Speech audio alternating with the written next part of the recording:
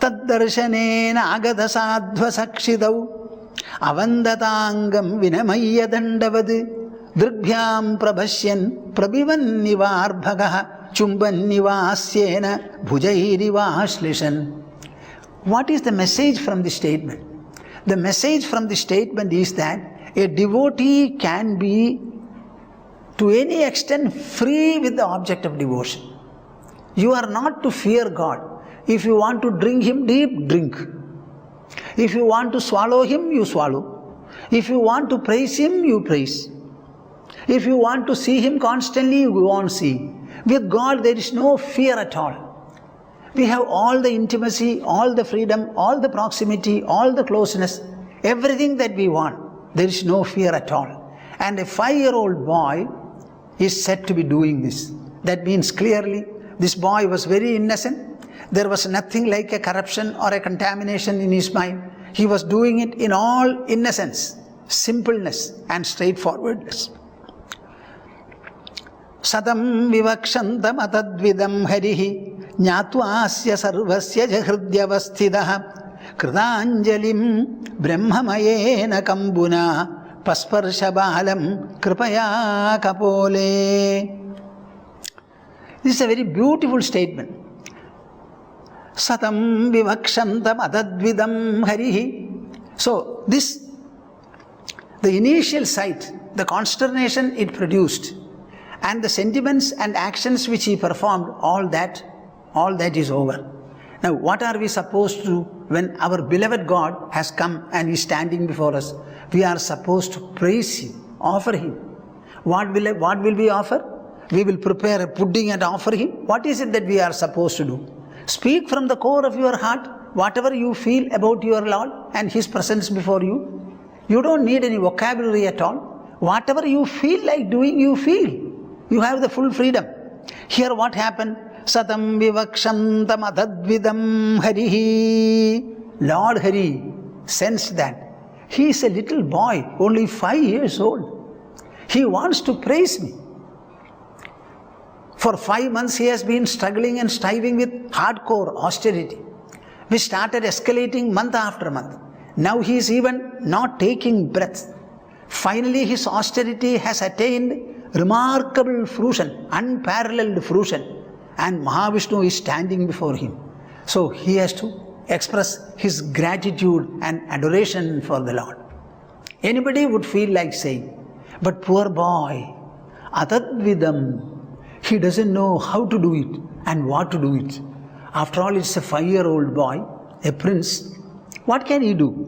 Satam vivakshantam atadvidam harihi jnatvasya sarvasya jahrid avasthidah. Now this is very well known by Lord Mahavishnu, who is residing in the prince's heart, in the boy's heart, as well as in the hearts of all creatures.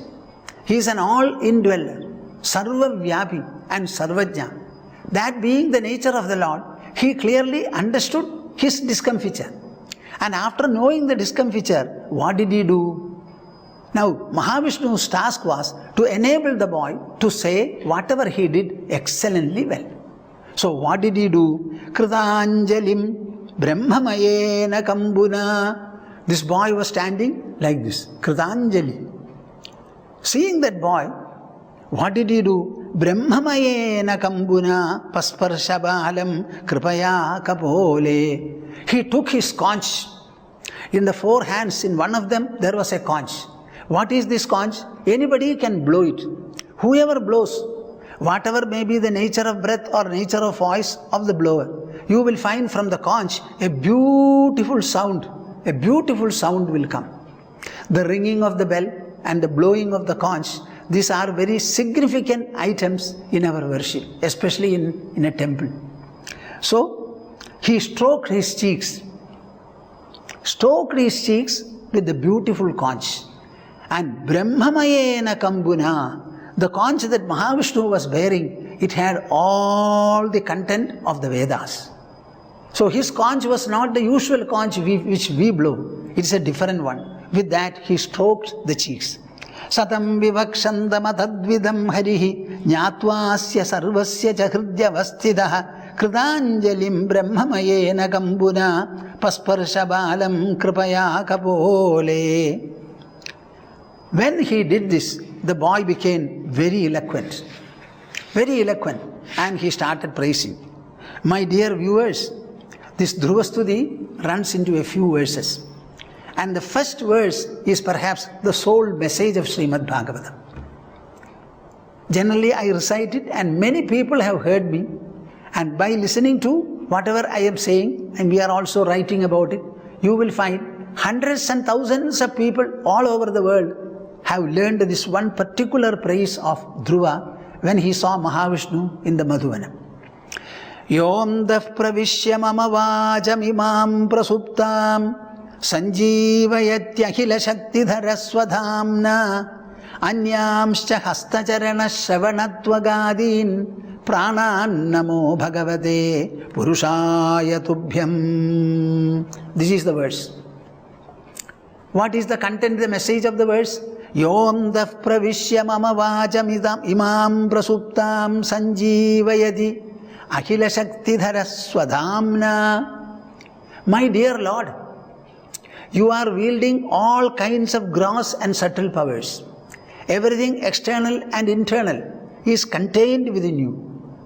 And you are present in my being. So by being present, wielding all the possible powers that are necessary to run the world, you have taken your seat in my heart and remaining there.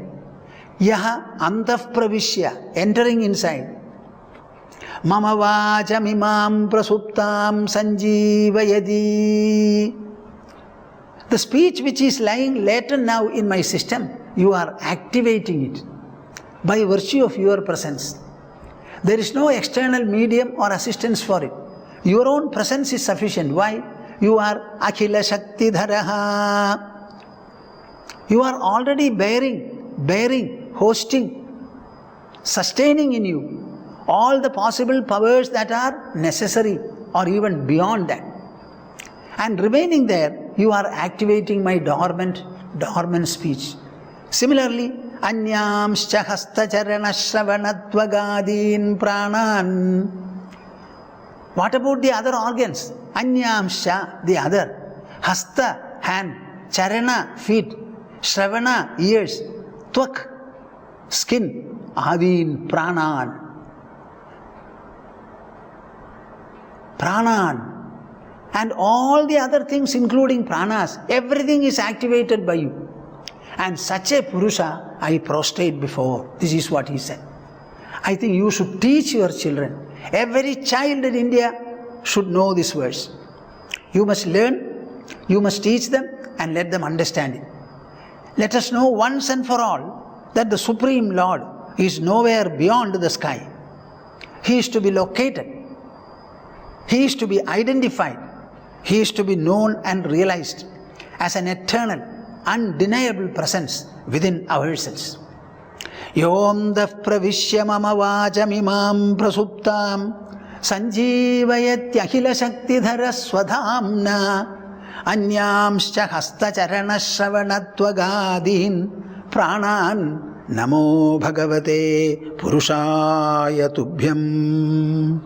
The Supreme Lord is addressed as Purusha. Purushaya tubhyam. The word Purusha I have explained so many times. Puri shayate iti Purushaha. Whoever is lying and present in the body, he is called a Purusha. So only when you understand the Supreme Lord to be a Purusha, to be present in the body of yours, in equally the bodies of all people, you know him properly.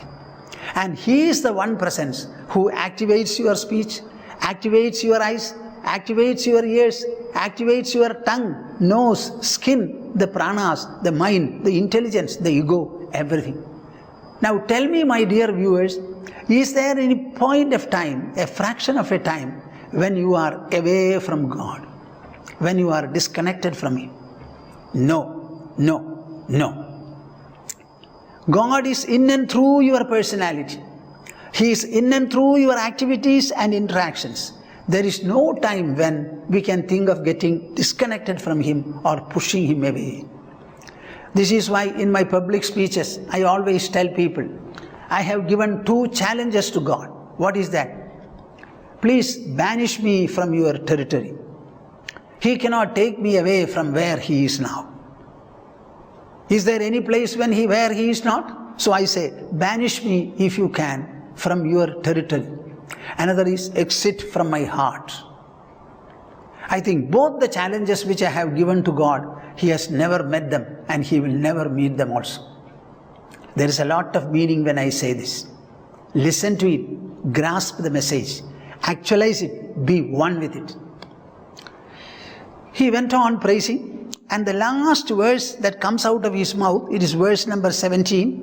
I would like to speak a little and stop this part of it.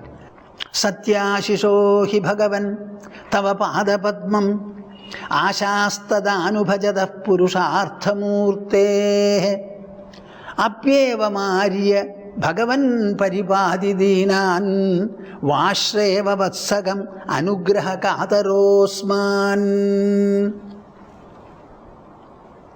See, what Dhruva has done is something very rare, excellent and exceptional. Exceptional. In such a short time as 5 months, he was able to bring down Mahavishnu from Vaikuntha right in his front. And Mahavishnu took the conch, stroked his choke and made him praise in whatever manner he liked. And the last verse, imagine the splendid, very fast fruition of his austerity. The whole world was put to stifling. They were getting strangulated. This was the situation. So see the powerfulness of it, the benedictory and fulfilling nature of his tapasya. With all this, he concludes the prayers, hymns in this manner. Satyashisho hi bhagavan tava pada padmam ashastada anubhajataha purusharthamurte. My dear Lord, those people who are worshipping earnestly and wholesomely your lotus feet, for them you are an embodiment of purusharthas. Embodiment of purusharthas.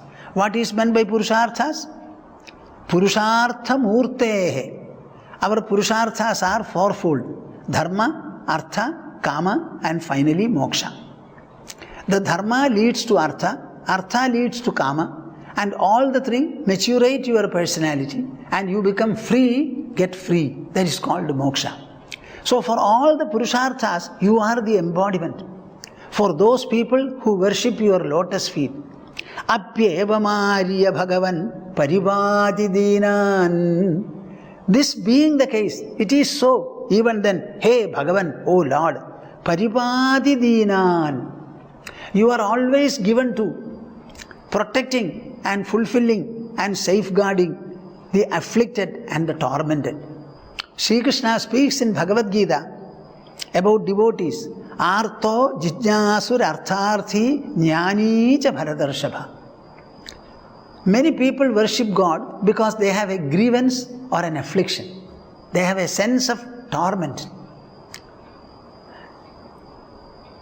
Our Dhruva also has gone to the forest only because he felt inflicted and tormented by the stepmother. So his idea was to be assuaged on that account. So he was an Artha. Jijnasu is the one who wants to know. Artharthi means intended in fulfilling a particular object in life. Now the Jnani is the knower of truth who knows that God alone is. All of them are noble, but Jnani is the most dear. He is myself and I am he says in Gita. Now here, Apyeva Marya, though it is so that you are an embodiment of all the Purusharthas, for those who worship exclusively to your Padabadma lotus feet, Bhagavan Paripadi Dinan, the afflicted and the tormented, you take special care to see that their grievance is alleviated, their grievance is assuaged. In which manner? Vashreva vatsakamanugraha katarosman. The torture that my stepmother has inflicted, it is still perhaps in my mind very strong. So you are one, like a cow, the newborn calf. How carefully she licks the calf and secretes all the milk for that calf's purpose. In the same manner, you are very sensitively attuned to the grievance and the sufferings and the torments of the people, and you assuage them and protect them all. This is the way he concluded. Apyeva marya bhagavan paripadi dinan vashreva vatsakam anugraha katarosman. By this he was clearly hinting the trouble and torment due to which he came to him. Now Mahavishnu heard him. He has to react to whatever he sees. So Mahavishnu blesses him. How did he bless him? Vedaham te vyavasitam hridi rajanya balaga tat prayachami bhadram te durapamavi suvrata. Vedaham te vyavasitam. My dear son, my dear boy, I know very clearly what is your resolve, what made you come here, and what you have as purpose to be achieved before you. Rajanya balaga, or kshatriya lad. Tat prayachami bhadram te. Whatever you aspire for, you aim at, that I am going to give you. Durabamavi suvrata. Normally it is unthinkable and inaccessible, unapproachable to all the people. But I am going to give you that abode. What is that abode? All of us have one abode. What is that? Earth is the abode for us. You know, this earth is not something very special. Out of the countless number of planets and heavenly bodies and stars hovering in the sky, the earth is only a mustard-sized one. And our residence is upon the earth. Suppose people are living in some other planets, they will say, earth is a very high, tall planet somewhere lofty in the horizon, in the sky. Actually, in the sky, everything is above, nothing is below. Suppose you stand on this side of the earth, you will see up. Suppose you go and stand on this side of the earth, then also it is above. There is nothing called below. So our abode is the earth. Mahavishnu says, I will elevate you to another abode, which is normally unthinkable for all kinds of people. Not only that, Nanyairathishtidam bhadra yad bhrajishnu dhruvakshidi yatra graharksha taranam jyotisham chakramahidam medhyam gochakravatsthasnu parastat kalpavasinam dharmognih kashyapa shukro munayo ye vanaukasaha charandi dakshinikritya brahmando yatsatarakah. Now, at these points, I have to tell you that these are all exaggerating statements. You know, there is something called eulogism in our Shastras. Every time when something is mentioned, it is mentioned in an exaggerated measure, so that it will be alluring to listen to. So you have to sift the facts from the fictional elements. Nanyairathishtidam bhadra yad bhrajishnu dhruvakshidi.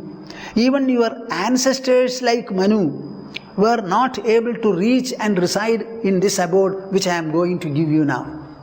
So great and rare it is. Yat bhrajishnu dhruvakshidi.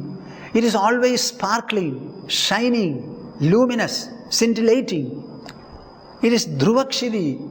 There is no shake, there is no dislodgement for it. It is unshakable and unassailable. Yatra graharksha taranam jyotisham chakramahidam. A number of celestial luminaries, the sky luminaries, all of them are revolving around it. Medhyam, in which manner?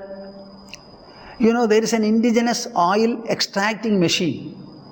It is a kind of a wooden vessel, and there will be a central stem placed in a lateral manner. They will put all the oil seeds there, and because of the weight of this will go on revolving.